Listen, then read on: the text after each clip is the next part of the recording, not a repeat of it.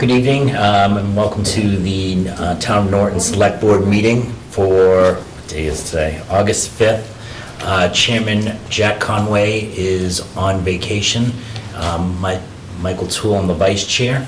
And let the record show that Meg Arts is here, Christine DeVoe, and Renee Deli, I apologize, is remote.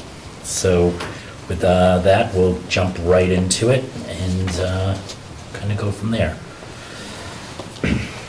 So just wanted to open up the public comment period. Do any of our guests or visitors have public comment? You can raise your hand, I guess.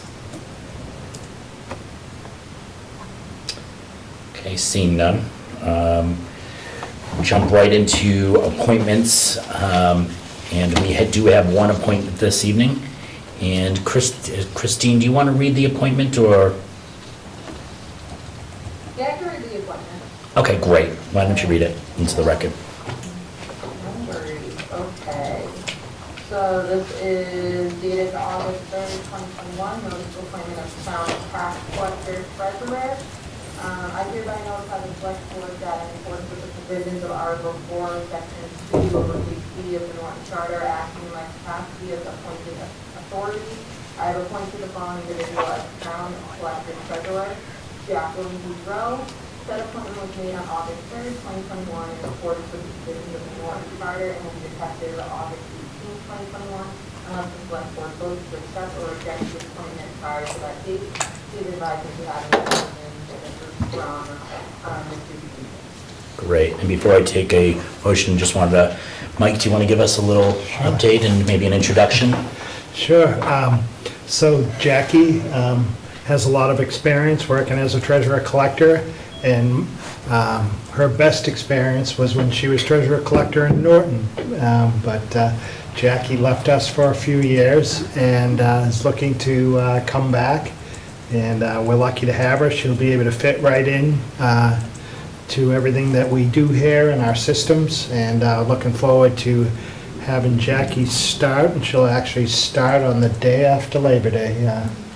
So we're looking forward to that. Great. Should I invite her to say a couple words? Sure.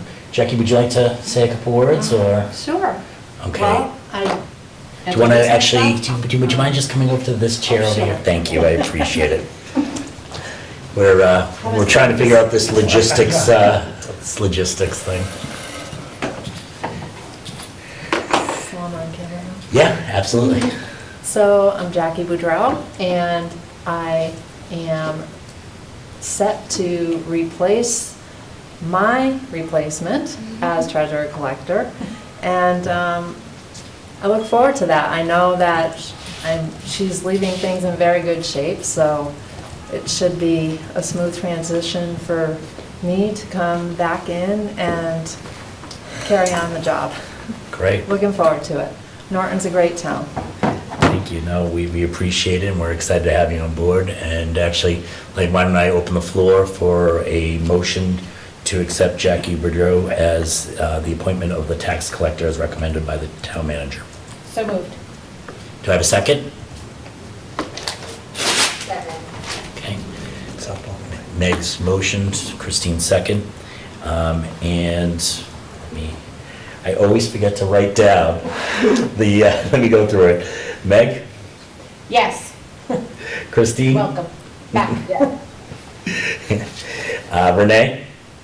Yeah. And I am a yes, or a yay. And Jackie's also a Norton resident. So. That's great, that's great. Well, thank you very much, Jackie. We're excited to have you on board, and we'll see you at the, right after Labor Day. Okay, thank you. Great, thank you. Thank you. Okay, my hat's off to Jackie, brings a certain energy to the seat. The next, we are moving on to licenses and permits. And I'm going to make a motion to approve these all at once. Or I'll take a motion to review them. I am going to read them, Mr. Town Manager, and then we'll just take one motion to approve them all at once. Do you want to, actually, Christine, do you want to read the 6 applications? Yeah, I can just read it from. The agenda, read it right from the agenda. Yeah. Yep. Yeah. So this is a motion, this is the motion to approve the one-day alcohol liquor license to Daniel P. DeFeo. DeFeo, I apologize. That's okay.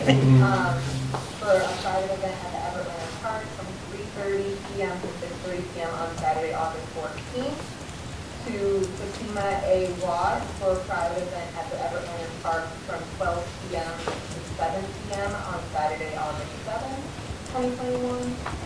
To Faith M. Reynolds for a private event at the Everett Park from 1 PM to 6 PM on Sunday, August 29th, 2021. Or to Chad Dubick for a private event at the Everett Park from 12 PM to 6 PM on Saturday, September 25th. Joe Rose for a private event at the Everett Park from 12 PM to 7 PM on Saturday, August 28th.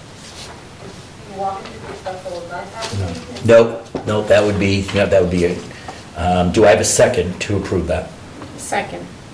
Make a second. And I'm going to take, Mike, I'm sorry, Michael, are we able to, my understanding was we had to approve these one by one. yep. Renee, it was advised by council that we could approve these, by town council, that we can approve these all by one motion. By Greg Corbo from KP Law said it was okay to approve these unless one needed to be called out specifically for questions or discussion. Are you comfortable with that, Renee? Oh, yeah, I was going through the applications and reread them. Okay, great. I just remember, I thought it was last meeting that you tried to do this and had the. I think we didn't have council's advice on that, and now we have it, and so this is a little hidden secret that we're going to do probably moving forward when we get these. Right, Come on, exactly. Renee, we're trying to shorten these. Not any longer. So let's move to the vote. Meg? Yes. Okay. Christine? Yes. All right. Renee? Yeah. All right. And I am a yay. Okay.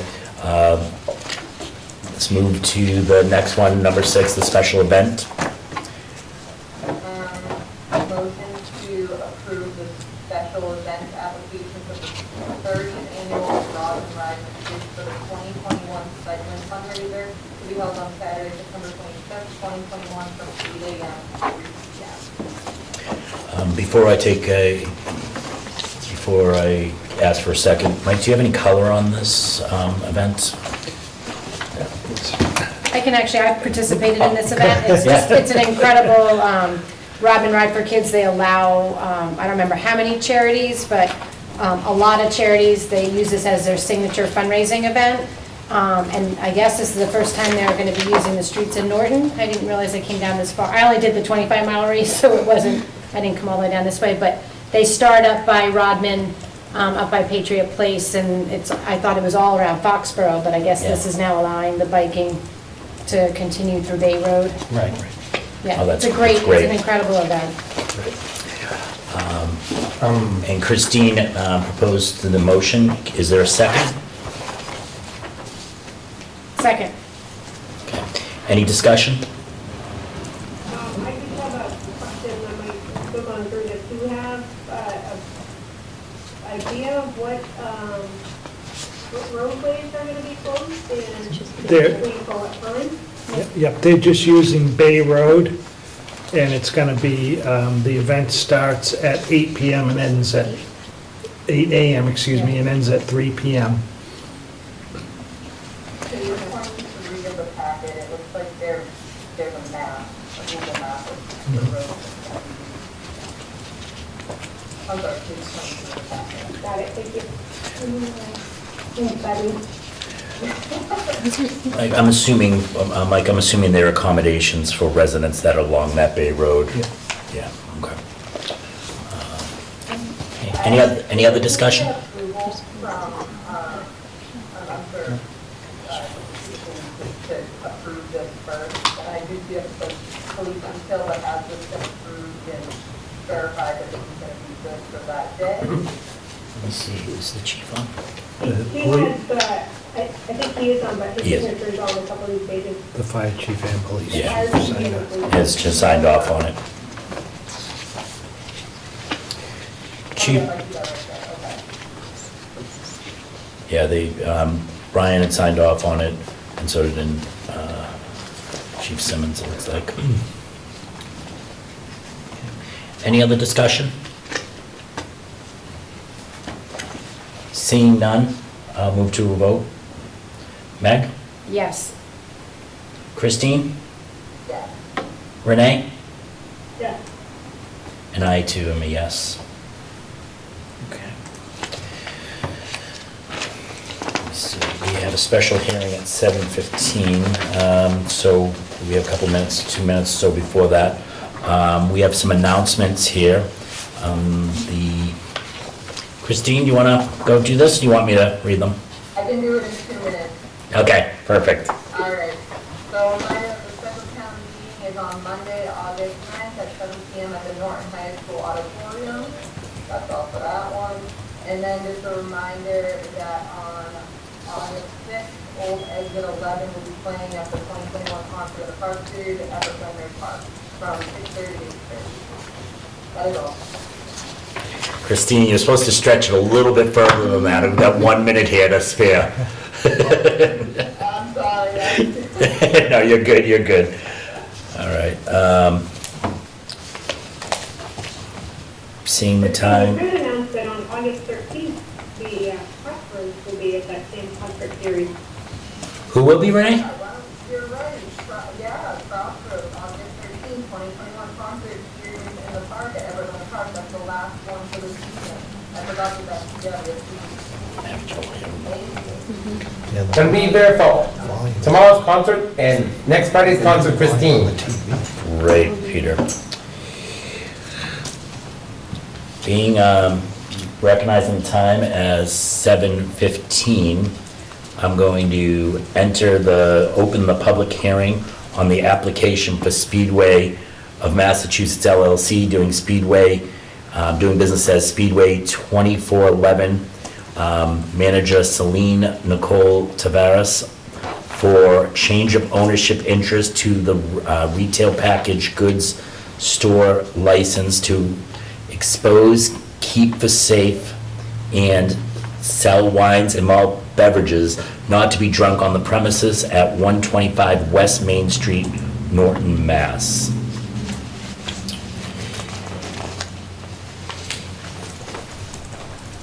And with that being said,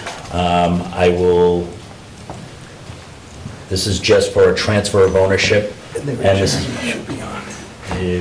is the attorney for the applicant online? Good evening, Mr. Upton. And do you want to just give us just an overview of the application, sir? Sure. This is a change of ownership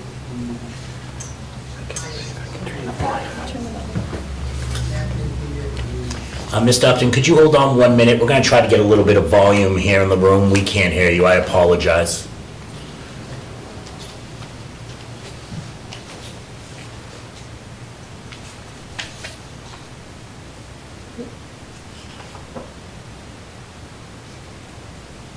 Is it the computer speaker? Accessibility shortcuts. Oh dear. Is it the computer speaker?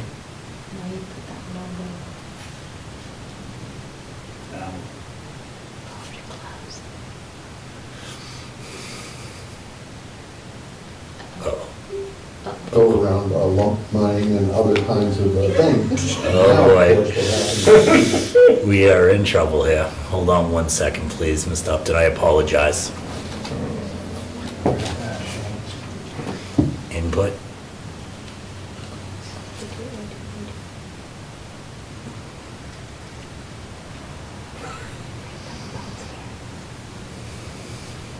This is exciting. This is- Impossible. All right, so let's see if there's an input mic. Oh. Go back to that last screen, Mike. There we go. Right, it should be that one right there, right? Right. You say so. No, the other way. You go the other way, Mike. Other way. Source, yeah. See? Go to the unknown.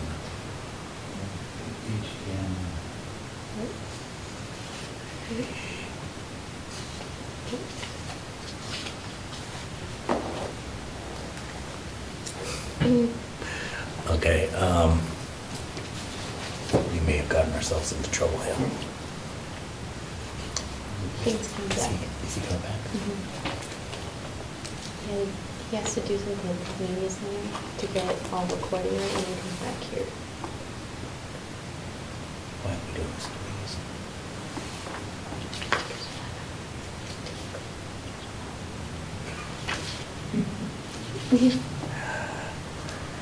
Mr. Upton, we made a change here to try to get volume, and we have gotten ourselves into a pickle, if you will, so I apologize.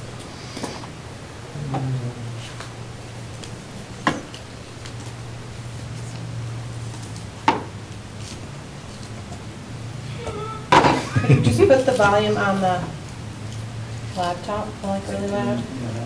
That is, In fact, many of the places that I have covered, except for maybe Santa Rosa,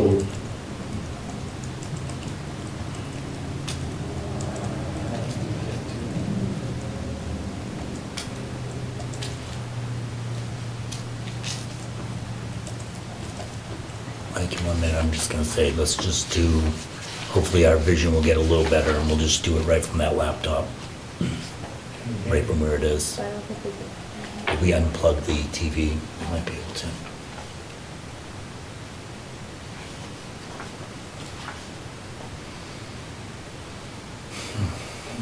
Yeah, just unplug, yeah, I think you have to unplug the TV. Mr. Upton, can we hear you? No, we can't. You want to unplug the, I think it was one of the inputs. I know, Christine, this is very exciting news. This is very exciting TV. Shane, hurry back. I emailed him. It's probably at the Norton House.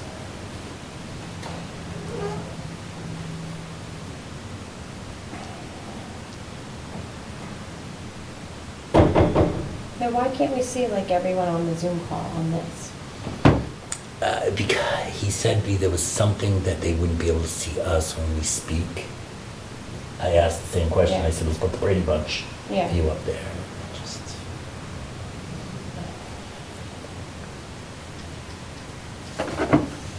Because that's what they see.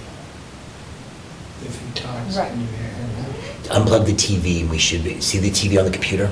Yeah. Unplug the wire, it goes from the TV to there, and that should. But this is not working. Christine, can you say something? Yes. I can hear you now. Hold on 1 second. And why don't we put the volume on the laptop as high as it can go? Is it?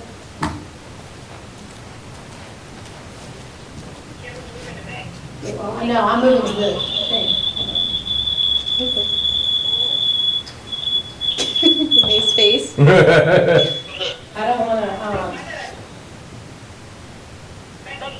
Yep. yeah, we can hear you, but it's so faint, and I'm trying to figure out how we can turn the volume up on this, but without. Yeah. That's as loud as it goes, I just put it up to the mic. What's that? It's I just hung up. All right, can you Okay, hear this us? is what we're gonna go with. We've always been able to hear you. Okay, it's like really soft. Why don't you bring that whole, maybe we should move Well, that I'm table afraid to. forward. Oh, The yeah. whole table?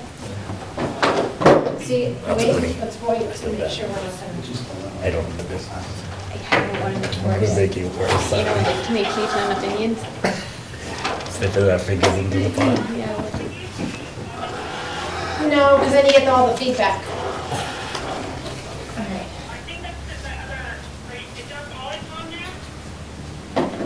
No? All right, we're good. We're good. This is what we're going with. I guess Mr. Upton, maybe just try to speak loudly. Yes, please. Mr. Upton, are you still with us? I'm here, can you hear me? We can. Okay. 7-Eleven has purchased Speedway. 7-Eleven has purchased 4,000 Speedways in the United States. Speedways in Massachusetts are not changing. We'll have the same manager, the same hours, the same floor plan, the same whole company. This is just an upper tier change. It has to be reported to the agencies. Okay, great. So, just so for the record, 7-Eleven had purchased Speedway, over 4,000 Speedways, 4,000 Speedways. In Massachusetts, the branding isn't changing. The manager is not changing, but the ownership name through the ABCC is changing. Is that? Okay. Is there any discussion from residents regarding this, or any concerns from anyone that's on the, at the meeting?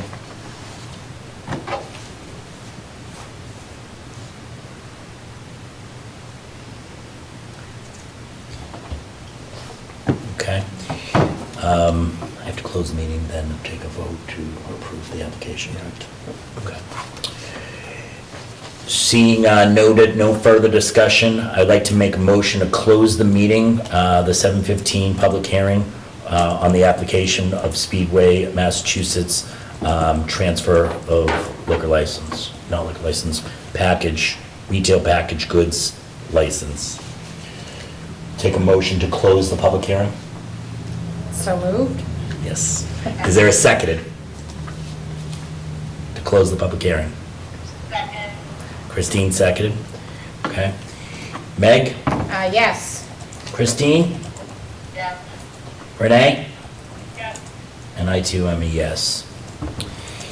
And now I would entertain a motion to approve the transfer of the, I'm sorry, let me just read it. To transfer the goods store license to, how am I messing this up? Just, That's how it's read. it's a change of ownership interest. Yeah, I'd take a motion to approve the change of ownership interest in the liquor license currently at Speedway, at 211, Speedway 211. So moved. Okay, is there a second? Second. Okay. And we'll move to a vote. Meg? Yes. Christine? Yes. Renee? Yes. And I too am a yes. So the transfer of ownership is approved. Okay. Thank you, Mr. Upton. I apologize for the Yeah. delay and the technical problems. Yeah, right, so Mike, is Speedway switching to 7-Eleven, Mike? It is not, Peter. It's still remaining Speedway. Okay. Next on the new business is a presentation discussion from and with Lucky Green Ladies. Renee, are we ready to move forward with this, or do we have to postpone this? So Michael, we are, get back, we're going to review the presentation from them, I believe listed on, as well as the Earth section for the next item for the review is the vote on the HPA. We're going to table for next week. We made some really good headway today, so we should have it finalized on Monday. So once that happens, we'll send it to the board for its review prior to the meeting, but we will hold that item to our next meeting. Okay, great. So we will move forward with item number 2, and number 3 we will move to later next week, our next meeting's agenda. And so with that being said, Ms. Nowak, are you with us? Yes, I have the privilege to share the screen. You do, but let's just, we want to make sure technology-wise that we're going to be able to do this. He's back. Oh, I do, I have it. Okay, perfect. And actually, before you begin, we just put you on hold for one more second? Our technical guy just came back, and Shane's kind of looking at, like, what did you do? Screwed it all up. We moved that so we could hear them. Yeah. Shane, this teaches you to leave.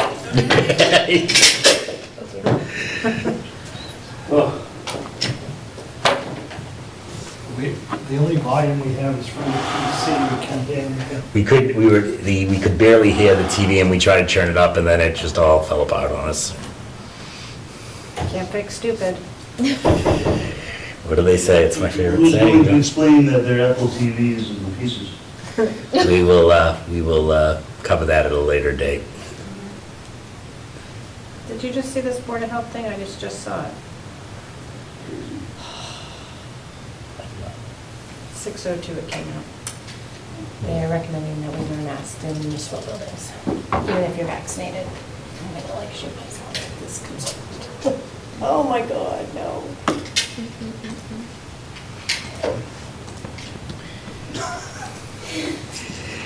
Alyssa, just one more minute, please. Thank you.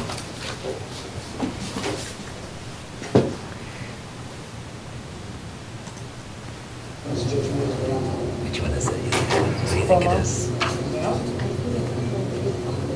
I think it's gotta be the source, right? We just didn't click on the right source.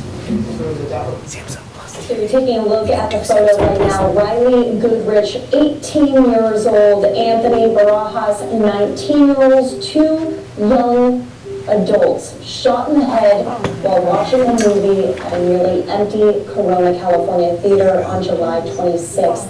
They were found by an employee. People are so sick.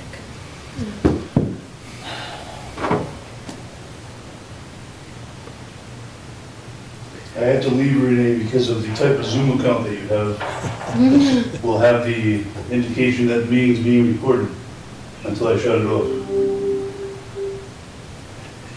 Jack right now is laughing at me. I swear it had nothing to do with it. So if we don't get volume up, except from that PC, could we shut the PC off and turn that volume up?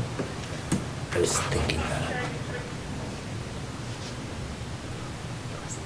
1 second, Renee. It's detecting device, PC, successfully detected. Oh boy, we are cooking with fire. Yawn, yeah, Renee. Don't hit the volume. Not yet. Whatever we do not hit the volume. Renee, can you sing us a tune or two? Oh. Here we go. No, Hey, great now. wow, you're back. You're back. Put it way all the way up. Oh, okay. Oh, not yet. That's what happened. That's exactly what happened to us. So carefully planned, so precious. Sorry, guys. Could we make it any more awkward?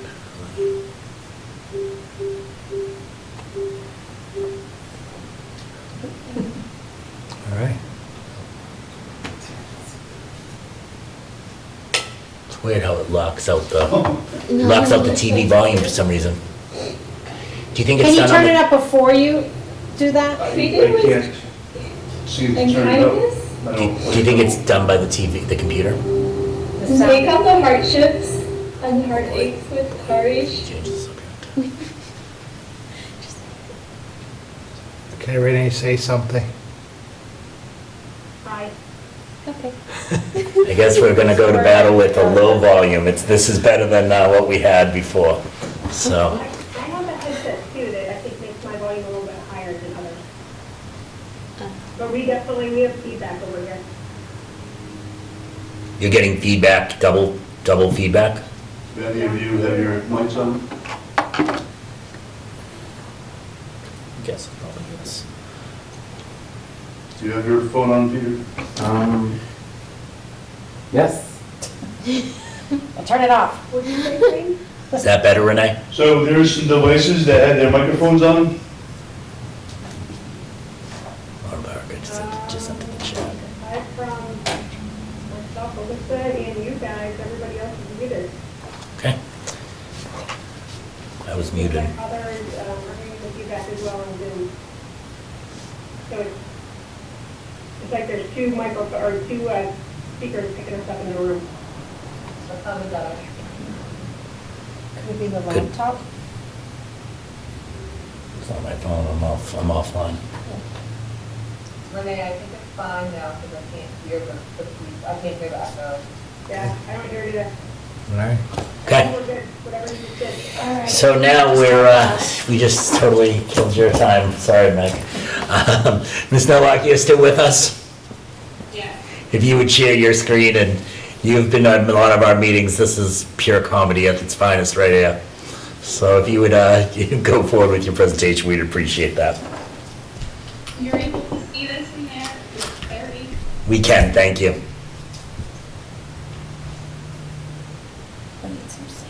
Good evening, members of the Select Board. Thanks so much for having us here tonight. For those who don't know me, my name is Noah. I'm the CEO and founder of Lucky Green Ladies. And tonight we're going to be proposing a marijuana home delivery business to be operated in the town. A little background for the new members. Lucky Green Ladies is a small, locally owned business. I am a social equity participant, which means I get preferential treatment from the Cannabis Control Commission, the CDC. And what that is expedited licensure review, discount on licensing fees. I also took a 6-month course offered by the CCC that taught me everything I needed to know to start this type of business all the way to operating it successfully.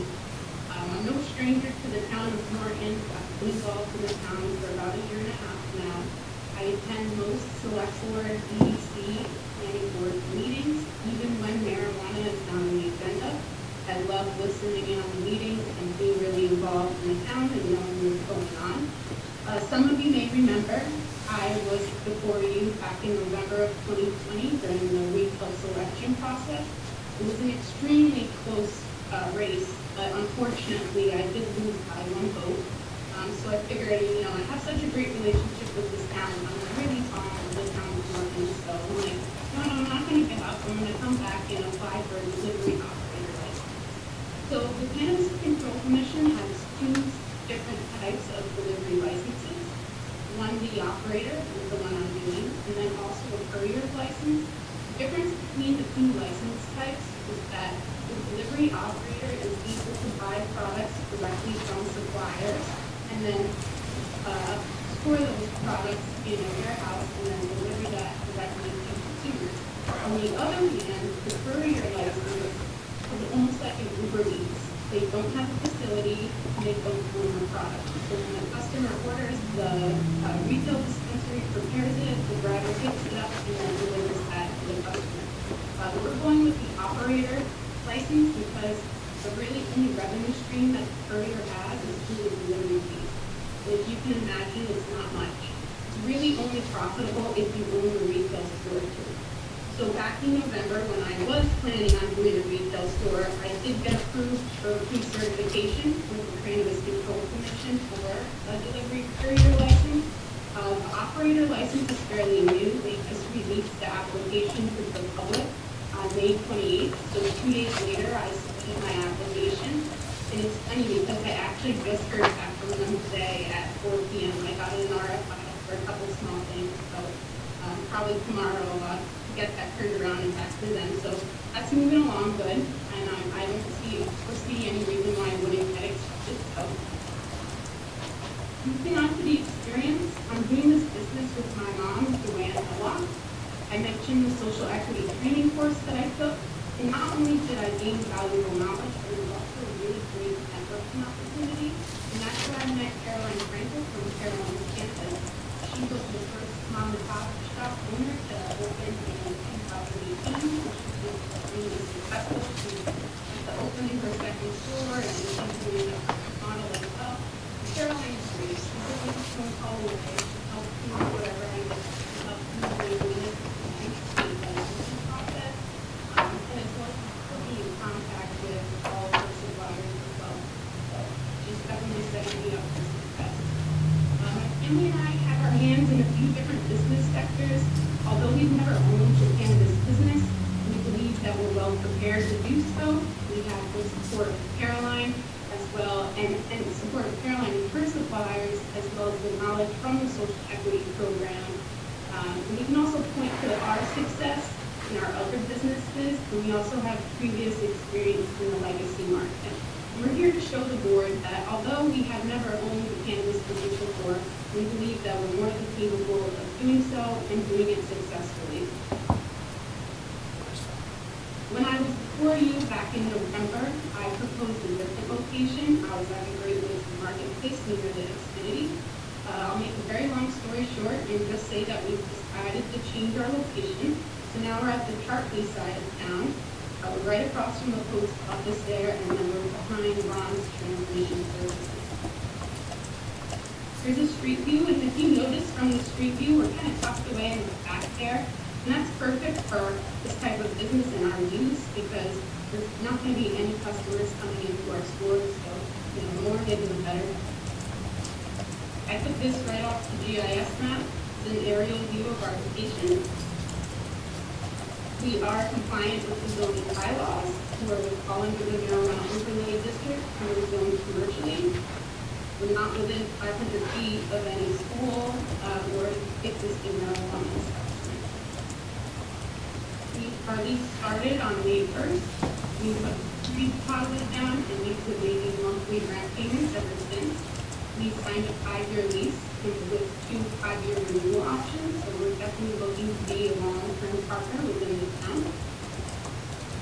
Our proposed hours of operation, active deliveries, anywhere between 8 a.m. and 9 a.m. That's a CDC regulation. But we'll have employees at the facility packaging and preparing between 6:30 and 10 p.m. We're proposing to be open 7 days a week. Number and types of employees that we'll hire. We'll have 3 order processors who will print a manifest. Now what a manifest is that when a customer has their ID verified online, they place their order and pay for it, the manifest is automatically graded by the computer. That's their name, their phone number, their date of birth, their address, what they got, and then their total. So we'll print those out, they'll update the online menu when needed, and then we'll also serve as a dispatch for drivers. So it is also a CCC regulation that drivers check in with dispatch every 30 minutes. Then we'll have 3 order packers. Their job will be to take that manifest, fill the order, and prepare for delivery. We'll have 9 delivery teams, which is 18 employees in total, including the driver and a delivery agent. Then we'll have 3 managers, a bookkeeper, an office manager, as well as a social media manager who will handle the marketing side of things. Our processes for receiving goods, packaging orders, and then making deliveries. So for receiving goods, we have 2 garage bay doors. One of them is going to be permanently closed, but the other we will use for our suppliers to drive in, close the door, unload the product into a secure receiving area, make sure that all the product is there, and then transfer that right into the bulk room. But I will mention that between 7 a.m. and 7:45, we're actually going to be doing that same process, but with our delivery vehicle. So we'll drive them into the bay door, load them up, and send them on the way. So if the supplier's times that they show up are randomized, so if it happens to be between 7 and 7:45, we have a second secured receiving area around the back of the facility that we even put that same secured receiving area called, or room at enemy search. Then our process for packaging orders, our supplement SRE, have a bulk and inventory room. The difference between those 2 rooms is that the bulk room is going to have a limited access tour, and access is only going to be limited to managers and myself, so not order packers. So it would be pretty inconvenient every time they need a product to have to flag down one of the managers to open the door. So they will store the product in the inventory room that's connected to the packaging room, and then packers will be able to just grab the products as they need, and it's a much more efficient process. And at the end of the night, all the products will be taken out of the inventory room and then locked and secured in the bulk room. It's important to know, obviously one of the main differences between a delivery operator and a retail store is the fact that there's no customers coming in for delivery. But another key difference between the two license types is that when we buy wholesale products, they all have to come prepackaged already. So we're doing no packaging of the actual marijuana or oils at the store. So that's great for us because it saves a lot of time, but it's also great for the town and for our landlords because these child food packaging, most of them are odorless. No raw marijuana will be open to the, in open air. So we don't expect odor to be a concern at all. And then our process for making deliveries, we'll have 2 agents in the vehicle at all times.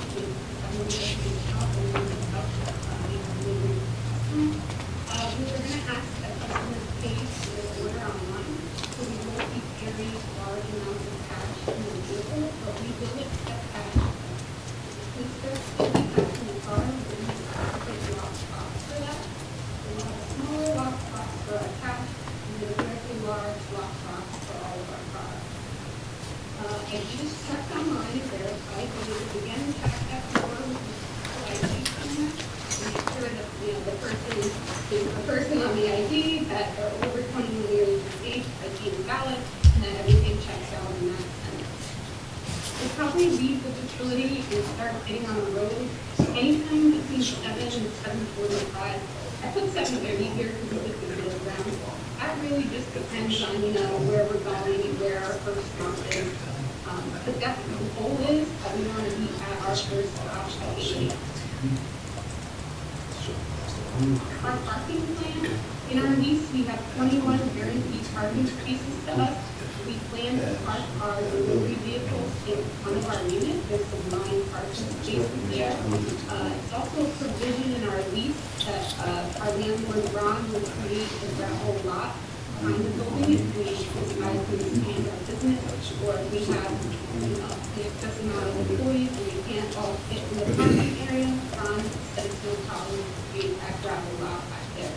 We expect to have anywhere between 8 to 10 delivery vehicles to start. I think that's a good start. The vehicles will be hybrid, so there will be no charging stations required. And for a while, we were between an SUV or a van, but I think we're going to go with a SUV type vehicle. And to our security plan, that was approved by Chief Clark in June.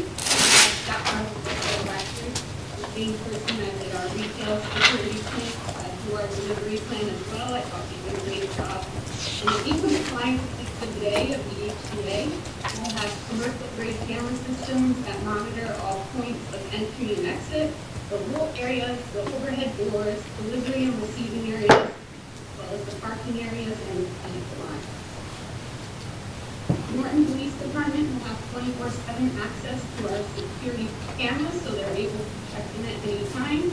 We'll have a third-party monitoring our alarm system, as well as commercial grade locks on all of the exterior doors, as well as the root access, the current, and then the limited access doors on all doors on the interior.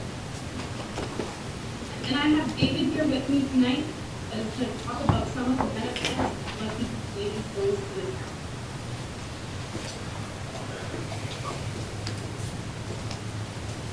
David, Thanks, Renee.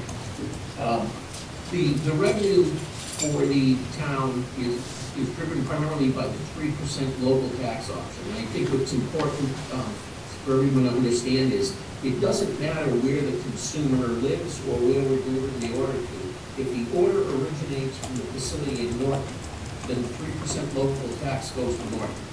And we believe that the home delivery operator is going to have a wider trading area than a retail store.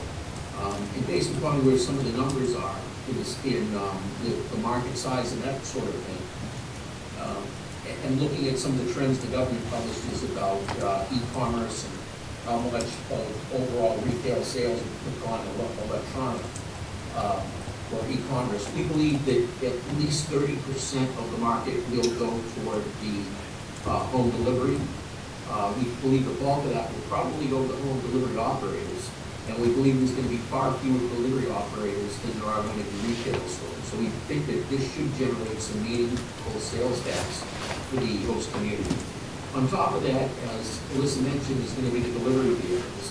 those will generate excise tax, and there'll be some business equipment within the facility that will generate personal property tax. And I believe there's some discussions and negotiations going on regarding the community impact fee and the company and benefit payments paid to the town as well. Melissa, back to you. That is the end of the presentation, and please, I'm here for any questions that you may have. Thank you so much. Thank you. Let me open up the floor to the board if there are any questions. Christine or Renee? I have a question. Because I see that you guys are doing it essentially, it's from 8 a.m. or 6:30 to like 9. Would you have a second shift for processors, trackers, and managers, or are they just like the morning shift and then they leave at a certain time? Do you have a plan for that? Yeah, it depends on demand, honestly. So as of now, since we're not really sure, and there's only 2 companies that are both operating right now, we're not too sure how the demand is going to be. But if there's enough demand for it, we'd probably have that second shift come back or switch drivers around 2 p.m. and then get started on that afternoon delivery route. But yeah, I hope so. Thank you. And then just a follow-up, is it going to be 7 days a week or just Monday through Friday? 7 days a week. Okay, great. So, Lisa, just one question, please.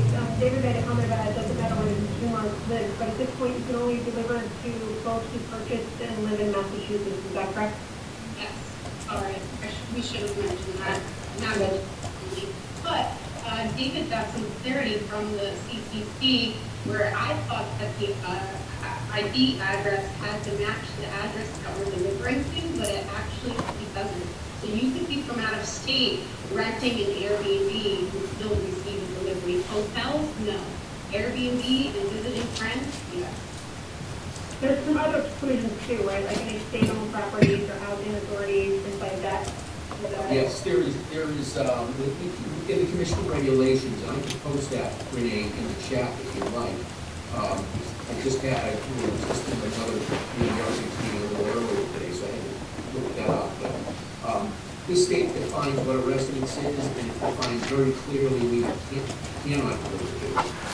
And just to clarify, what I meant, when I made that comment, I was talking about the required training and the fact that illicit delivers, for example, to Brockton, even though the consumers in Brockton, Norton captures that sales tax. That was a criminal crime. There are going to be communities who won't be able to deliver. If the community has banned retail, then the community has to take an affirmative vote to allow delivery within the borders, unless they decide to host a delivery operator or they decide that they're going to host a retail operator. I'm sorry? Right. Universities, colleges. Yeah, that's actually good to know since we meet college here in town. Yeah. Thanks. So tonight, I thought that I read something differently. So you're saying,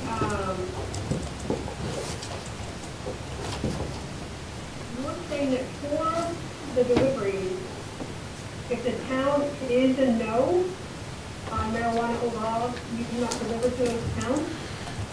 Correct. Right, home delivery, the one quirk in home delivery is you're only allowed to deliver to towns that have approved retail or that have approved home delivery. So a town that is, now interestingly, Holliston allows everything but retail. But because they ban retail, you can't deliver there unless they decide they're going to allow a delivery operator, and that won't happen for the fall. How are you, so if I can ask, how are you going to track that? By zip code. So you just exclude if somebody tried to put an order through for a specific zip code and just not accept it somehow? Yeah, and then there's a special program that we have that will be able to tell if the address is a dormitory or a federal housing unit. Well, they certainly aren't decided to do this. I have a couple of questions. Did I miss the target date if everything gets approved and so forth and you execute an HCA? Do you have a target date of when you would want to open? It was originally December, but we got a little bit back in the process, just, with the HCA and, the RFP review, I should part as well. So probably about April of 2022, we expect to be open. We're expecting to submit, hopefully really soon, our other half of the application to the CCC. I was going to mention it in the presentation. I was hoping somebody would ask me about it because I didn't want to babble on. But when you do a pre-certification with the CCC, that's pretty much their way of taking the full regular application and cutting it in half. So the first half, you go through the background check, you get all your SOPs, talk about managerial control, then they give you pre-certification almost so that be used as leverage between municipalities and landlords. Like, hey, look, I was already pre-certified, but it actually makes the process a lot easier for the little players. So since I'm already in pre-certified, when I go back for the actual application, really only showing that I have liability insurance, providing a copy of the HCA, providing proof that I completed the community outreach meeting, and then showing proof of funding. So it's like a walk in the park. I've done like all of the nitty gritty and harder work already, so it should be pretty fast. Right. And how many cars, you just said how many cars, and I forgot to write it down. How many cars will be registered in Norton? 8 to 10. 8 to 10. And if a retail license comes up, does this slow the delivery? But are these, if a retail license is available, would you be making a run also as a retail location? Because I know you said that at the beginning.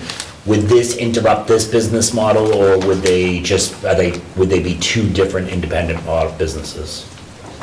They'd be two different independent, but at that point, if I was rewarded a retail license, I would also open a trade license. Now it's a certain different area. Great. And one last question, will there be an app for this? My brother actually creates apps, So people will be able to order it. Okay, great.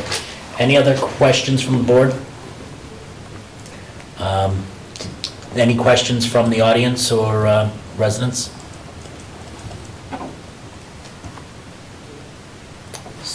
Seeing none or not hearing anything.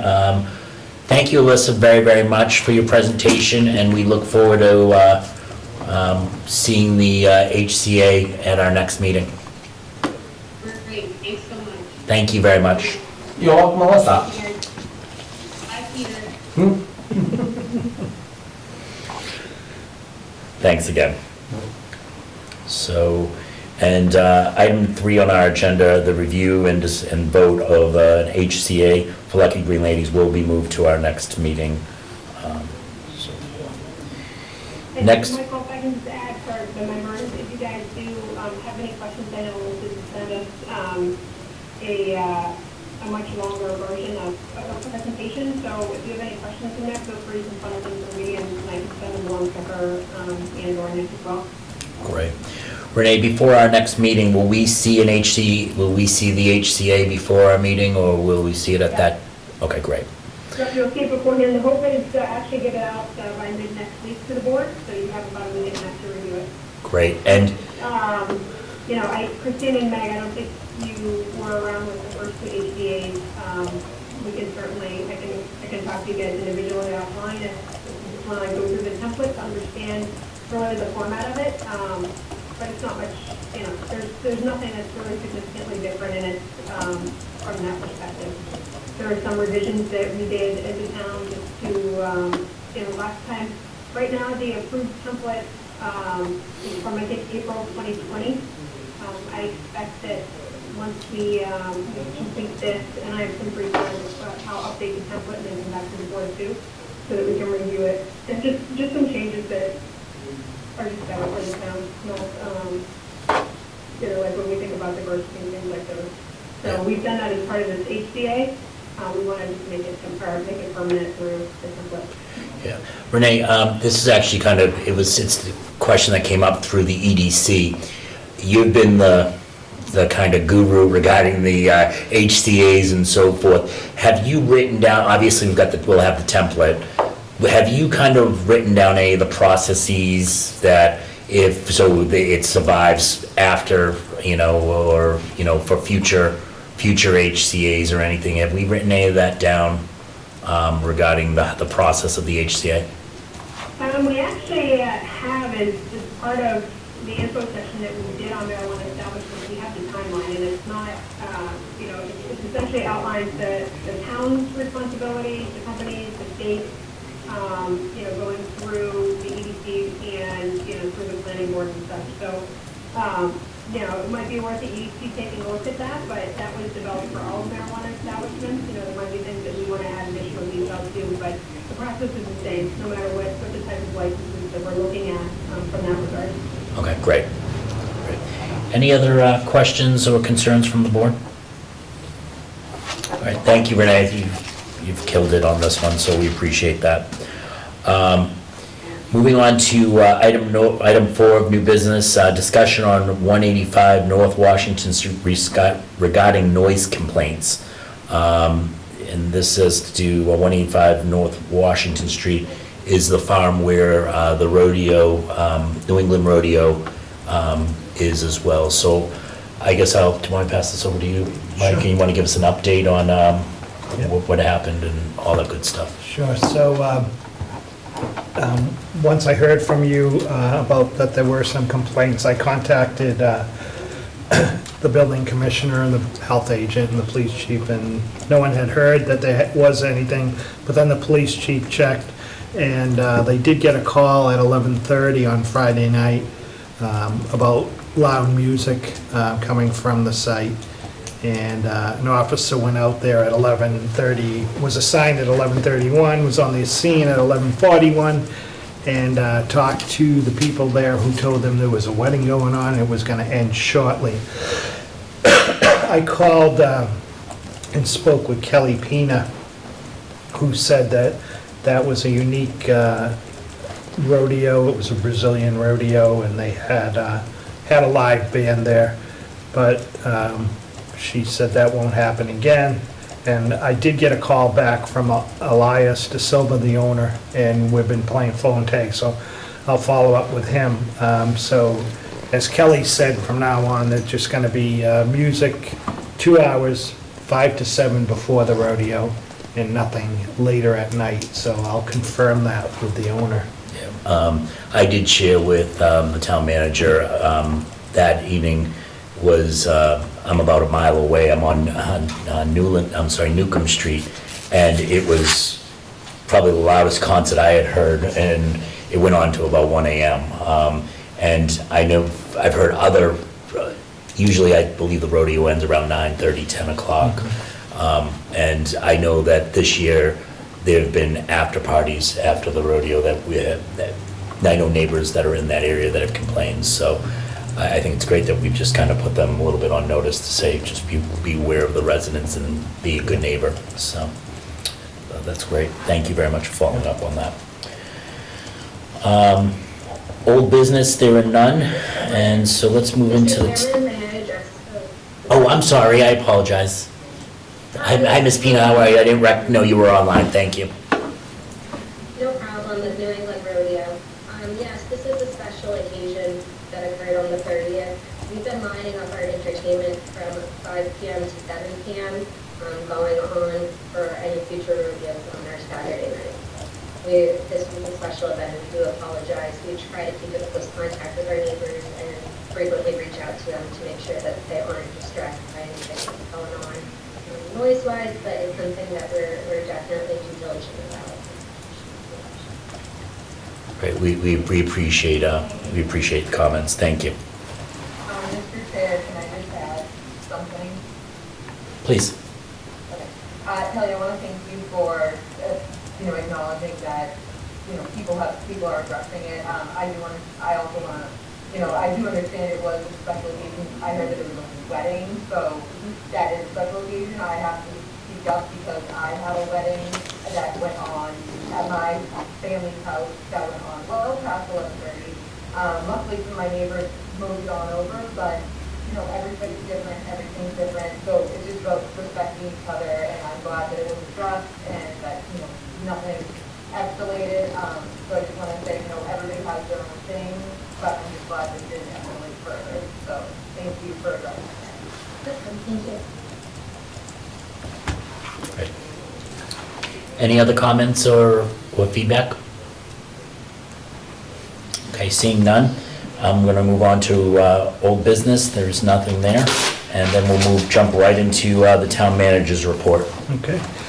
Just to give you an update on 237 Mansfield Avenue, I did speak with the state, Brett Sherry from the Department of Fish and Game, and they said that in September, they're going to begin the design on the parking area that'll be going in there, and once he has a preliminary design, he'll get it to us so we can review it and see what they're looking at as far as the parking areas and what'll be done there. I wanted to thank the Highway Department for going out there, and they cut down some dead trees, spread mulch, moved some piles of wood, a lot of which was, the state had cut a tree down out front, left it there and never came back, so Brian had cut that up, and so they moved that to the side of the property. I want to thank them for all the work they did there, and work in the parking area also to get that looking a little better. And I want to thank them for all that work that they did. And 237 Mansfield, obviously that's the old Parks and Rec location. Right. And is that open besides obviously Norton Kayak, and the public, it's open to the public can access the reservoir there, correct? Yep, it's a good spot for anyone that has a car top, so a kayak or a rowboat. And we're trying to encourage people to use that more than going down in to the neighborhoods of the Grove. It's a good spot to put your kayak or canoe in. That's great, thanks to the Highway Department. So, it's like number 2, the update on the Department of Housing and Community Development. So with the approval of the apartment projects, the 40Bs on Mansfield Avenue, Norton is now at 11.27%, so we're over our 10%. So when it comes to 40Bs, unless it's a friendly 40B that you'd like to see move forward, we have no obligation to approve 40Bs anymore. And Mike, when you say that, is that both of the projects? Yeah. Or is it just the one by the Collins? It's both, and hopefully the numbers are right, because remember, we're always getting the Mansfield Ave numbers wrong. 195 Mansfield Ave and 253 Mansfield Ave. And so we need, it's both of them that takes this over, or did one do it? One is filed beforehand? I'd have to calculate that, but with the both of them, that's 160 units. And we have a total of 6,707 units in town, so that puts us at 11.27%. And Mike, have you heard any updates on them, like what their EPA is, specifically the one by McDonald's that presented? 195, I know that they're applying for state permits now, for street opening permits. I'm not sure on 253.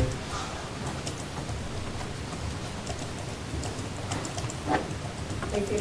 Yep. News, yep, next, the fiscal year 22 revenue update. Yeah, just to give you an update on the end of year revenue. So our revenue did come in at about 1.2 million above budgeted for this year. So that being said, if you look at the previous year, We came in at about $767,000 less this year than we did the previous year. And I know we anticipated some of that because of COVID. And the main drivers of that, auto excise. Hopefully those chips get out there and people get out buying new cars soon. So our auto excise was $333,000 less this year than the previous year.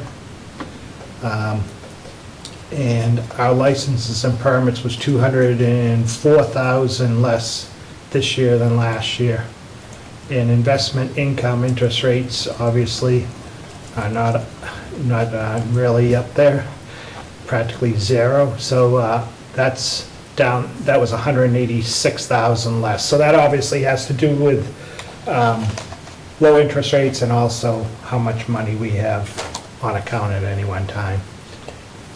And the decrease in permits, was that more because of Blue Star?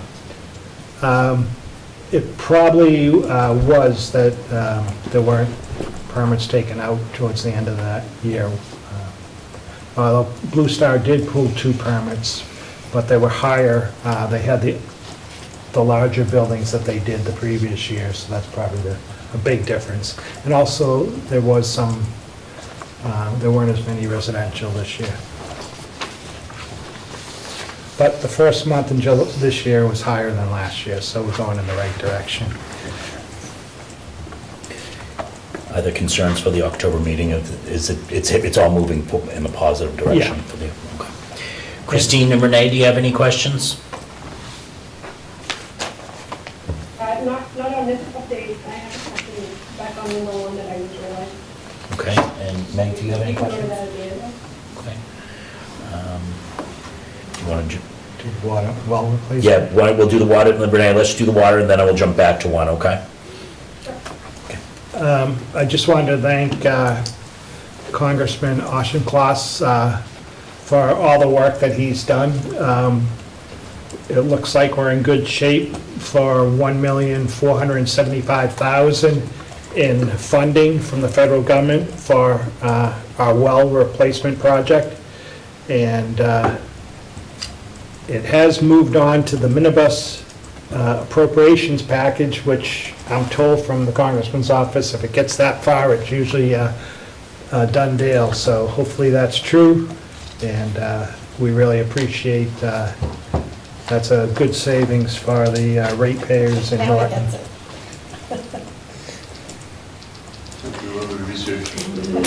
Now, that's great news about the wells. I think we actually had a chance to take the tour over there, and that's wells 4 and 5 are at the end of their lives, and they're going to be replacing those. And when they come on, they're going to be able to produce enough water that will reduce the need of wells 1 and 3, which do not run through the treatment facility, which will reduce the manganese levels and the browning levels of water. So that's good news. How long does this project take? The wells have already been started. Yeah. And I don't want to speak for the water department, but my last update that I sat through their meeting, there's a registration of each well process, and once they complete, it's 90 days to 120 days for certification, but they're probably a couple of months away from completion of the wells. And just one last thing, we did receive today 11 packages back, bid for the owner's project manager, so the building committee will have their work cut out reviewing 11 proposals, but that's good. Great. And before we move on, Renee, you had a question regarding Town Manager's Report, Section 1? Yeah, the update on 237 Mansfield Ave, Mike, I apologize if you said this, I don't remember, but did you mention anything about the state and that project? I did. Yeah, I did say that they plan on having the design done in September, started in September, and as soon as they get a preliminary design, they'll bring it back to us to review for input before they move forward any further than the preliminary. Okay, I'm sorry that I missed that. That's okay. That's great. Thank you. Any other questions from the board regarding the town manager's report? Any questions or feedback from residents? Yes. Yes, Peter? Last night at the Mansfield Select Board meeting, I heard that there's not gonna be any golf tournament at the TPC of Boston next year because the PGA released its schedule and they replaced the Northern Trust Open with the FedEx Open in Memphis and the FedEx Cup. We will follow up on that. We will follow up on that. Thank you, Peter. Thank you, Michael. Move on to Select Board's report and mail. Does anyone have anything? So, Michael, I'd just like to talk about the email regarding the COVID update, if Mike wants to speak to that.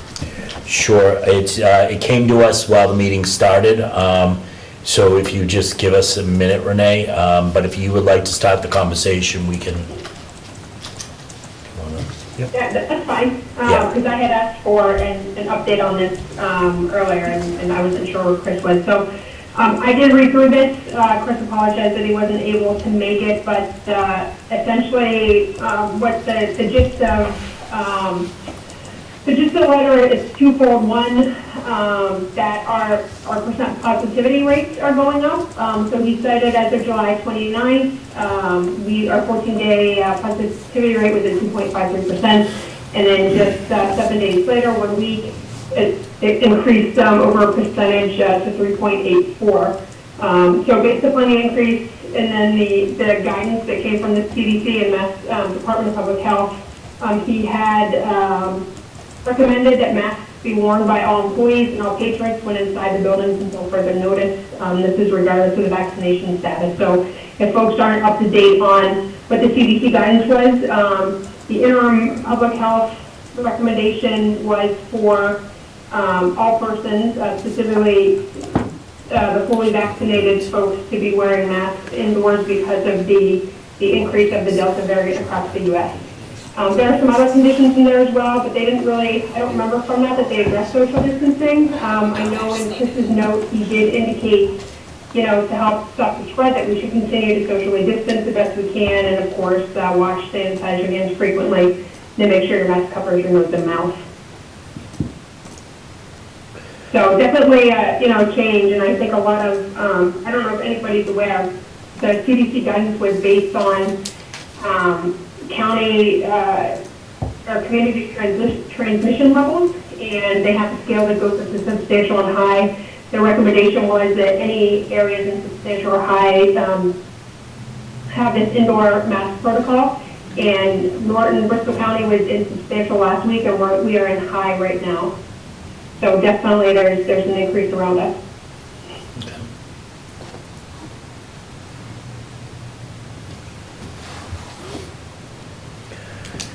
I think one of the things, Mike, could you ask Chris, the Board of Health agent, if maybe the next meeting that we can kind of stay updated on this and what he recommends and so forth. And obviously, his letter to us, we'll follow his letter to us. Hopefully we will continue the in-person meetings right here at the library, right? So, the one thing, Michael, before we move on, Mike, given this, obviously the rates have changed fairly recently, the transmission rates. I don't know process.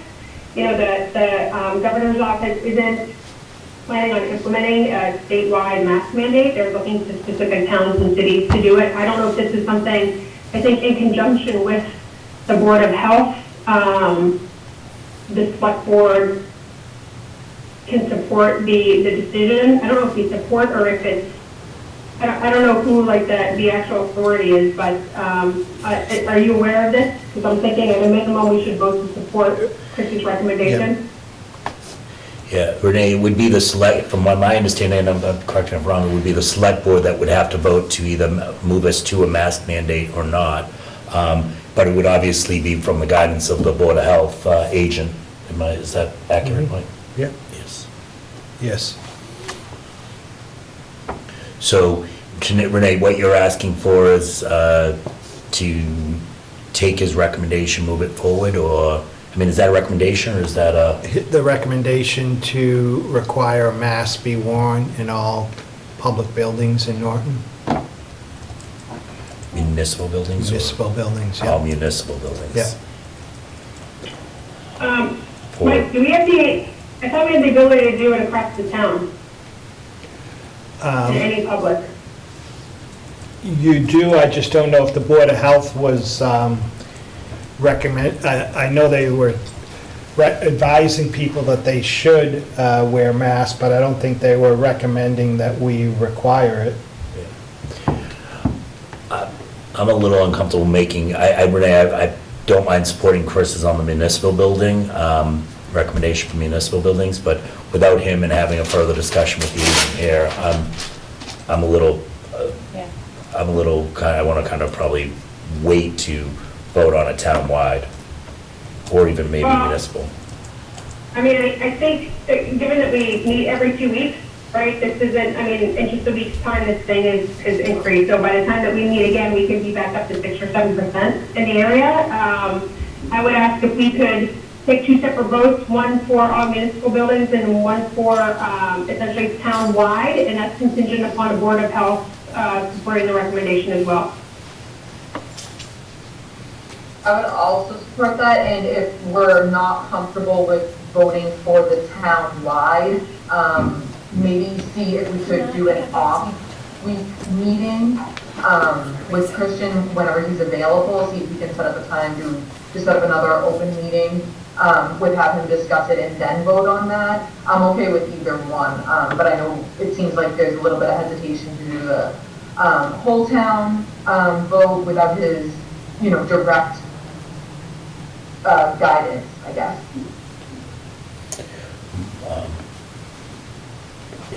Mr. Town Manager, are there procedures in place now for employees to take mask breaks, and has that been already established or not? I mean, because if we do a municipal, we have to take that into consideration as well. Well, when people are in their own offices, they don't have to keep their masks on. It's just when they're with other people, and not 6 foot of separation, then they have to have their mask on. So Renee, could you, Renee or Christine, I know one of them, I forget which, I think it was Renee, who made a recommendation or maybe wanted to break it up into 2 votes. One was for townwide and one was for municipal. Motion, Michael, you want me to do that? Please, if you would, Renee. Sure. So I move that the select board recommend and support that all employees and patrons, when inside the buildings until further notice, or when inside all municipally owned buildings, until further notice, should require masks to be worn by all employees and patrons. I totally watched that. I can do that again, Jen, if you want me to. Did you get it? Yeah, you might want to do it. No, if you would do it again, Renee, Yeah, sure. So the next So time, go ahead. Hold on a minute. So I'm sorry, Renee, you start again, please. Okay, I move that the select board support the recommendation from the Norton Board of Health to require masks be worn by all employees and all patrons when inside all municipally owned buildings until further notice. This is regardless of vaccination status.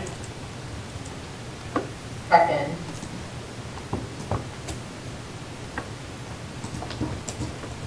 Okay, there's a motion and a second.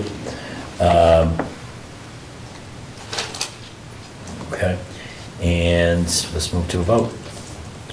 Meg? Yes. Yeah, yes, yes.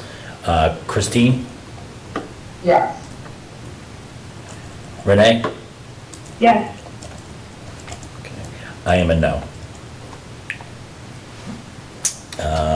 And so the motion does pass that in all municipal buildings, employees and patrons are required to wear a mask until further notice. So, okay. And what was the second motion? So the second motion would be for the select board to approve that, to require masks be worn by all individuals townwide when inside buildings until further notice, regardless of vaccination status. This is contingent upon support and the recommendation by the Board of Health, or the health agent. Jen, did you get that? I think Hold I on did. one second, Christine. I think I did. Okay. Renee, could you just repeat that one more time, please? I kill me. I know. Can we just hit rewind? I move that the select board approve to require masks be worn by all individuals when inside buildings town-wide until further notice, regardless of vaccination status. Okay. And Christine, could you just second that again? Second. Thank you. It's I- not gonna, I have a motion and a second. And I'll move to a roll call. Actually, before that, discussion. Yes, Yes, Peter? yes, I'm wearing my mask, and the next time I'm out in all business, I'm gonna wear my mask. Great. And also, this evening at Walgreens, I saw a couple of people getting their shots of the COVID-19 vaccine, so it's all looking good. And once we get through this Delta variant, it's all looking good, and I'm praying that this pandemic will be over soon, once we get through this Delta variant, right? Great, Peter. Yep. Michael, I want to add to that. Okay, You know, so, We say in there, just for discussion, like, it's until further notice. This is, the Delta variant has been proven that it spreads much faster. And also what we're seeing in different areas is that not only does it spread much faster, but it goes through the area faster. So this is an interim recommendation based on the CDC guidance and that of Chris, as well as looking at the tracking within the town, but I think also within the county, because that's where the CDC recommendations are focused on. So given that the community transmission levels are high, I think it's just our responsibility to make sure that we come back, when we see the numbers coming down and make sure that we make adjustments as needed, right? This is a temporary step just to try to curb the transmission of the Delta variant. okay. And then also, the And- meeting will still be in hybrid, right? As of right, that's a different subject, Peter. So my thoughts on this are, I really wish, if Chris was here, I probably would have a different vote, even on the first one, this. On that first vote, it did pass, and I apologize for not having discussion on it, I probably should have, and open the floor. I'm curious how this affects schools. I know schools have already been mandated and gotten guidance from the states on this. Mike, do you know what their do you recall what their guidance are? I'm not sure. The schools are going to be, it's up to the school committees Okay. of each town. So they're going to be voting on it next week, the school committee will be. So, but if this actually, our vote would supersede that, correct, Mike? Because all schools are municipal buildings. I would. I don't know. No, I would take my vote back then. I'm not voting for Participation schools. policy doesn't Yeah. account for schools. Yeah. So I think we'd have to find guidance on that. I'm not Okay, voting then I for think schools. it's, I just want to make sure, because it is, schools are municipal buildings. Right, I mean, it's something that, that But we I have, don't want to rush just to pass, that's my concerns here, that we're rushing, without Chris here, we're rushing to make guidance decisions here, and I understand, Renee, 2 weeks is a big time. I don't personally see this as rushing it. I think we're seeing the cases that have already gone up in 14 days. I don't see it as rushing. I see it as something that we could mandate it now and then come every week, have it on a rolling basis.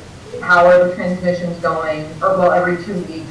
How are the transmissions going? Have Chris discuss it. You could send us a report before the meeting if he's not available to speak in meeting, and have him just report to us how are the cases going. If the cases drop, perfect, we can remove the mask mandate for indoor buildings. But as the cases are still rising, I feel like it's necessary for the time being hopefully we won't need it for when schools start. And if the school committee votes to do it, that's their own thing. But if we're concerned about schools, we can review this in 2 weeks, but that's just my opinion. I would like to make a motion to reconsider the first motion and to just make it very clear that this does not include schools. Because schools are a municipal building. I know it's a fine, Schools are town-owned buildings, are they municipal buildings? Well, we Right, have, this is municipally owned buildings, is that the same? we have no control over the schools, so, Right, I mean, right. just make it town. okay, all right, that's fine. All right, I'll leave it alone. Yeah, town is more difficult. Okay. I mean, I'll just kind of withdraw that, but it's, if you don't think that's a big deal, it's No, just, and I'll double check, but I don't think it is. okay. I mean, I'll I change can my just vote. add, Michael, that, when we sought town council's opinion on the remote participation policy and the emergency order that we put in effect to not hold in-person meetings. And it was clear that we could do that for municipal buildings, but we could not do that for schools. Right, so if the school decided to have an in-person meeting, they could have that meeting because it wasn't town hall per se.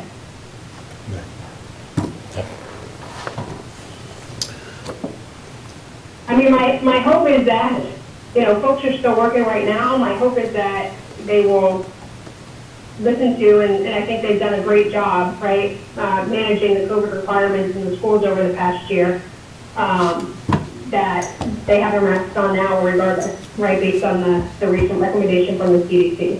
Yeah, I get it. Jen, can you read the motion again? The first one? Yeah, not the first one, the second one. Let's see. For the select board to approve to require that masks be worn by all individuals when inside buildings townwide until further notice, regardless of vaccination, but contingent upon the Board of Health. That's the motion, Renee? Yeah, I think that sounded right. I couldn't hear completely. Okay, Want me to yell? yeah, could you mind, thanks, Jen. The select board to approve to require that masks be worn by all individuals when inside buildings townwide until further notice, regardless of vaccination contingent upon the Board of Health guidance. Yeah, I would just add inside public buildings. Okay. Okay. There's a motion. Is there a seconded? Second. Okay. Motion made by Renee, seconded by Christine. Any discussion regarding that? Michael, if I can add from Chris's note, he does say in here, the Norton Board of Health would like to strongly advise that all of the public, when entering a public place, please wear a mask regardless of your vaccination status to help stop the spread. So I think it'll be pretty easy to confirm his support on that. Okay. Yeah, my only comment, and, is, all of us, I got all 3 kids vaccinated, I got vaccinated, we all had COVID, I got super sick both times. I personally, sort of, if people aren't vaccinated, wear a mask. If you're vaccinated, that was sort of the notion. I know it's, everyone has their own opinions on it, but I feel strongly, I think, people that actually went and did what they thought was the right thing, and now they're being told otherwise and didn't have to get sick twice. So I don't know, it's a hot button, I'm sure. Megan, I totally understand what you're saying, and let me switch that perspective, right? So I have 2 kids that can't get vaccinated. If they could, I would certainly have them do it, and the fact that this Delta variant can be, transmitted from somebody who's been vaccinated puts them at a higher risk. Similarly, I just had surgery, so I'm on that list of potential severe risk too, even though I've been vaccinated. So the point is to try to reduce the transmission of the variant until it gets out of the area, right? Because there is a population of people who either are immunocompromised or can't get vaccinated that may live in your household or that you see out in the community. So that's really what this is. I mean, I understand the mask thing. Like, we've been wearing masks because our kids have to wear masks. So, it's kind of like once for all, even though my kids have been like, why are you wearing a mask? You're fully vaccinated. It's like, well, you have to wear one, so I'm going to wear one too. So, you know, I hate to say, like, think about the greater good, but there's a lot of folks out there that just may not have the opportunity to get vaccinated, or may have some other medical condition that puts them at a higher risk. And I hear you loud and clear, Renee, on that. It's one of the concerns I have, though, is what does this do to the restaurants? What does this do to all the common places where there were, you know, plastic barriers? What does it mean we're going back to that? Does it mean, right, I mean, these are questions I have for Chris that I'm not sure can be answered tonight, but we're about to pass a regulation without the Board of Health here and his recommendation, without getting those questions answered.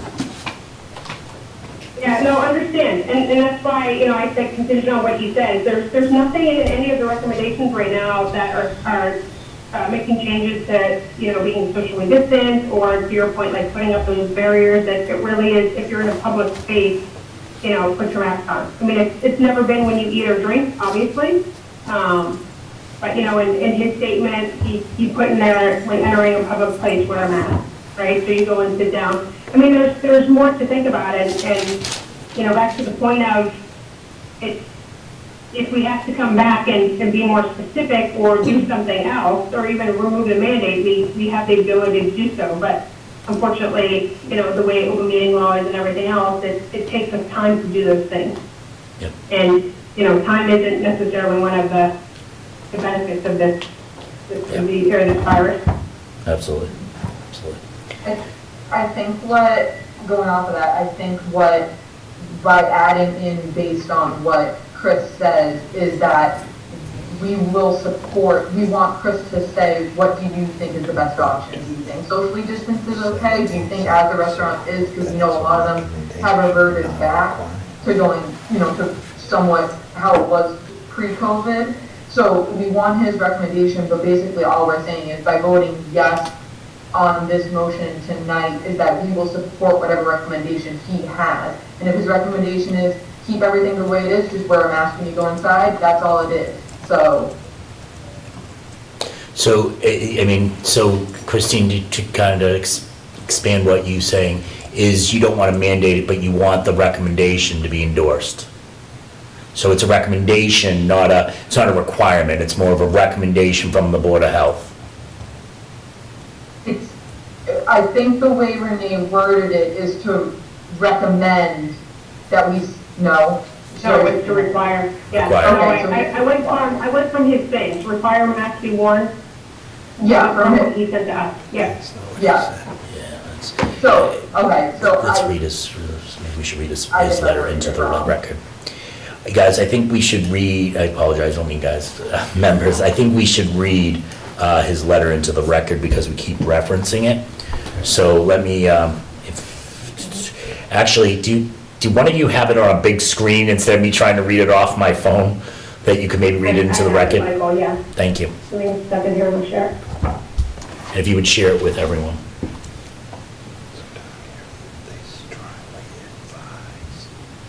Maybe you got it?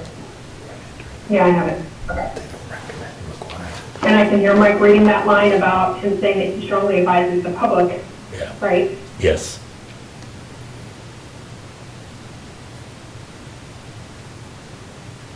Can you see it, Michael? Yes, we can, Renee. If you, should we read it? So it says, Mr. Units and members of the Select Board, reference COVID-19 and mask mandate. Unfortunately, I've been unable to access, I'm sorry, my glasses did. Actually, could someone else read? I apologize, guys. Are you cheaters? Yeah, these are actually distance, but it's too far. Have resume in the document. What'd you say? Have resume. You want me to read it? Yeah, if you could you, Christine? Thank you. Yep. So where you picked up, unfortunately, I have been unable to access our Maven account since 8/3/2021. I've been working closely with Maven staff to resolve this issue. Meanwhile, all of our COVID-related cases are going directly to the CTC for case investigation/contact tracing. Based upon the numbers that I am able to access and the information that is posted both on the CDC site as well as the Massachusetts DPH site, our numbers are certainly getting higher. As of 7/29, Norton's 14-day percent positivity was 2.53%. As of 8/5, Norton's 14-day percent positivity is 3.84%. Percent positivity is calculated by dividing the number of positive molecular tests by the total number of tests during that time period.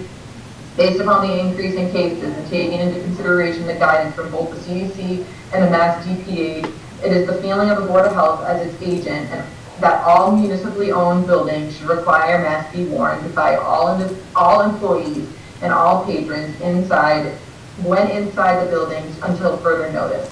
This is regardless of the vaccination status. Norton Board of Health would like to strongly advise that all of the public, when entering a public place, please wear a mask regardless of your vaccination status to help stop the spread of COVID-19 and protect those around you. Also, continue to socially distance to your best, wash or sanitize your hands frequently, and wear a mask that covers your nose and mouth. If at any time you or someone you know is experiencing any symptoms of COVID-19, regardless of vaccination status, please isolate yourself, get tested ASAP, and contact your primary care provider. From Chris. Thank you. Thank you, Christine. I really can't. It's so bad. It's like blurring. Getting old. I apologize. I can't read small and I can't read on a big screen, so I apologize. So let me, let's have the discussion on that. So the real question is, do we require or do we make the recommendation as advised by the Board of Health? So Renee, you've made a motion to require. Yes. Okay. I think the difference is, Michael, is it's within our authority to do that, right? Not necessarily the Board of Health. So I would still support require with with his, either his as Board of Health agent or, I'm sorry, the health agent or the Board of Health support. Okay. Or recommendation that is required. Is there, sorry, there's a motion on the floor. Is there a second? Second. We have a second by Christine. Discussion? Just to clarify, I think the specifics regarding restaurants, as we were saying earlier, with social distancing, however it works, I think all specific requirements towards restaurants or other buildings in general that can't socially distance should be based on the recommendation by the Board of Health agent at a later time, if anything needs to be changed from what is currently happening. Okay. And Michael, I can read some of the, if it would help, I can read, there was an article posted, I think it's from July 29th, but it does have a list of Massachusetts cities and towns that have issued face mask mandates or advisories. I can summarize those. There's just a handful on this one because it's almost 2 weeks old. Yep. So Cambridge has urged residents to wear masks in situations where transmission is likely. Nantucket has masks mandated for customers and staff at retail stores, restaurants, bars, performance venues, places of worship, event spaces, and other businesses. Everybody's probably aware of Provincetown. Masks are required for indoor public spaces, restaurants, performance venues, bars and dance floors, fitness centers, retail, and somebody hit their thing. And personal service shops, offices, and other public facilities. Somerville strongly recommending masks be worn inside, and Wellfleet masks required in public buildings, recommended at businesses indoors. So there's a variety of different stances on it. I think something that we should be aware of, right? We are in the from the data perspective, we're sitting in like Provincetown, right? They're in high and we're in high right now in their transmissibility. Okay. Any other discussions, Meg? You don't open the floor to public comments. Okay, there's a motion and a second. We'll move to the vote. So, Jen, can't you read this one last time for us, please? This is what they're... For the select board to approve to require that masks be worn by all individuals when inside public buildings town-wide until further notice regardless of vaccination status, contingent upon the Board of Health's guidance. Thank you. With that, Meg? No. Christine? Yes. Renee? Yes. And I am a no. So without a majority, that motion fails.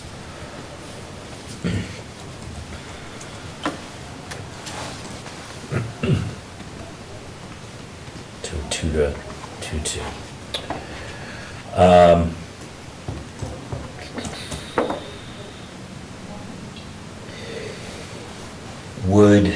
Renee, would you be open to changing the wording of the motion that you had to recommended?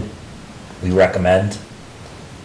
I mean, we can certainly do that, right? Chris is already saying that. I'm also not opposed to getting more information from him and coming back and discussing it too. So whatever pleases the board. I think that would make me feel better on both of those votes. I just feel there are a lot of questions that I feel are out there that I'm worried about. I'm worried about town employees and mask breaks, and obviously them getting sick is one concern. We've already voted on town employees. Yep, I know that. So, but I would love to hear from Chris, all of his recommendations on that. So, okay, with that being said, any other select board reports, Emil? Meg? No. Christine? Any select board? Well, just going back on what we said, when Renee said she would recommend it, but we haven't actually recommended it. Can we try to talk with Chris sooner rather than later and not wait another 14 days to see the cases go up if they go up? Is that possible? Well, I think he's already recommending it, right? So just as the Board of Health agent, and correct me if I'm wrong here, Mike, he's got the stance to advertise that recommendation, correct? Right, he's recommending that people wear masks, it's not a requirement. Yeah, the select board doesn't have to do anything, it's his recommendation as the health agent. Right. Okay, so just for my clarification, as a board, the motion failed to require masks indoors to public buildings for at least the next 14 days. Until the next meeting, if it's brought up. Yeah, I mean, if it's brought up again, yeah. Okay, no, I just want to clarify for the record, thank you. Mike, for communication purposes, would it help for us to recommend the Board of Health recommendation about strongly advising that all the public wear, when entering public space, wear a mask? Yeah, I think we should post that on the website so people will see what the recommendation was. Yeah, that sounds like a great idea. Okay. And do you think it would help for us to vote on that as well, or not? To say the Board of Health and Select Board have recommended? It's up to you. I think, what you've done is fine. Okay. And Yeah, I think his recommendation carries enough weight, and I think it gets us to the next meeting where he could probably be here, advise us on that, and then kind of vote for that. The recommendation, endorsing the recommendation, and/or passing another motion. Yeah, I would, back to the point of 2 weeks is a really long time. I'd ask Mike just to have a conversation with him, and if we need to regroup next week to do something that we try to do it. Okay. Mike, is that? Yeah. I won't be here next week. I'll be on vacation, so. So with that being said, let's move on to warrants and minutes. I believe warrant A and warrant B, Jack had signed. I signed this week with Jack on vacation. Warrant AP 2206 dated August 5th in the amount of $1,010,643.80. The majority of that was the county's health insurance payment and I believe that's is it quarterly or monthly? It's monthly. Monthly payment, which was in the realms of about $800,000, so that took care of that. Approved minutes. We have 2 minutes, January 21st and July 22nd. Well, that's a gap. Renee, were you able to review January 21st yet? I reviewed it, Jen made amendments, and that's good still from my side. You're good to go? Yeah. Wow. I don't even know what to do here. I don't even know how to approve minutes. I'm only teasing. I already signed it. And has everyone reviewed and ready to approve July 22nd? Yes. Any feedback on July 22nd, Christine and Renee? I haven't reviewed them. Okay, so then I'll take then I'd like to make a motion to approve January 21st, 2021's minutes. Or I'd like to take a motion. I'm sorry, Christine. So moved. So moved. Can I get a second? Second. Okay. I have a motion and a second. It's not, this one doesn't Yes. require discussion. Meg? Yes. Christine? Yes. Renee? Yes. And I too am a yes. Our next meeting, we're going to push July 22nd off to our next meeting for approval. Our next meeting's agenda is scheduled for August 19th. We don't have executive session, and I would take a motion to adjourn the meeting. So moved. Second? Perfect. And, oh boy, I didn't even, and Meg? Yes. Christine? Yes. Renee? Yes. And I too am a yes. Thank you all very much, and sorry for the technical difficulties, and have a good rest of the week. Be well. Good night. Guys, Good night. Good night, Renee and Christine, good night.